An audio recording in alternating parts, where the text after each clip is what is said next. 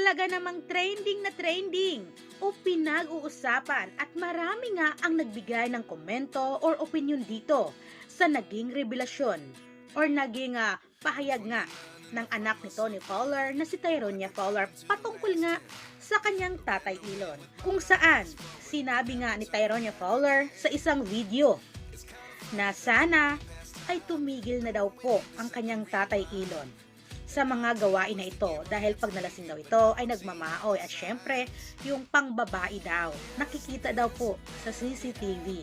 Kaya naman ito ngayon ang naging hinaing ng kanyang anak na si Tyronia. Natigilan na ito para nga sa kanyang mga kapatid at kay Nanay Venus, kung saan talaga namang napaka-mature na anak ni Tyronia Fowler dahil talaga nga meron siyang malasakit at talagang iniisip niya ang kanyang mga kapatid. Nga dito, pati na rin si Nanay Venus. At dito nga ay talagang napareact naman si Tatay Elon sa kanyang live ay marami sa mga netizens ang nakiisyoso. At dito ay talagang hindi na rin mapigilan ni Tatay Elon nang maiyak nga. Dahil sa kanyang naging caption sa nakanyang naging live itong nakaraang araw ay sinabi niya, babaero daw ako.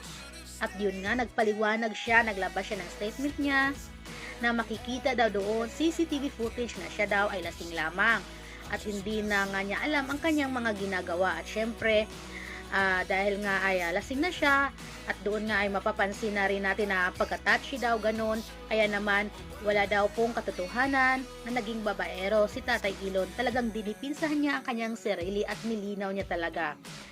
At dito rin ay sabi niya, nakita raw iyon ni Nanay Venus, alam daw ni Nanay Venus iyon, nakita raw ni Nanay Venus ang video or CCTV footages nga. At doon pa nga daw ay nawalan ng gold o singsing nga si Tatay Elon dahil nga sa pagkalasing niya. At talagang marami daw kasing mga fans ang lumalapit or marami ngayon ang komento o opinion nga ng mga netizens na sana raw ay talagang maramdaman ni Tatay Elon ang nararamdaman ng kanyang anak na si Tyronia. Talagang gusto lamang protektahan ni Tyronia ang kanyang mga kapatid nga dito at pati na rin si Nanay Venus. Ito nga ang mga kapatid ni Tyronia sa anak nga ni Nanay Venus at ni Tatay Elon. Kaya napaka-matured at napakabait na bata ni Tyronia. Kaya naman ayon nga sa ilang commentary ng netizens na sana nga ay magbigay rin ng time si Tatay Elon kay Tyronia dahil yun naman talaga ang wish niya, Tyronia, na makasama niya ang kanyang Tatay Elon. Pero dahil nga ay malayo na ito at merong ginagawa daw si Tatay Elon ay hindi na nga niya ito palaging napupuntahan.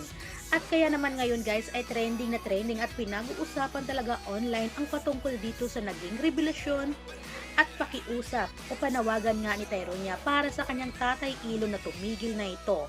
Dahil kitang-kita daw sa CCTV footage ang pinaggagawa ng kanyang Tatay Elon.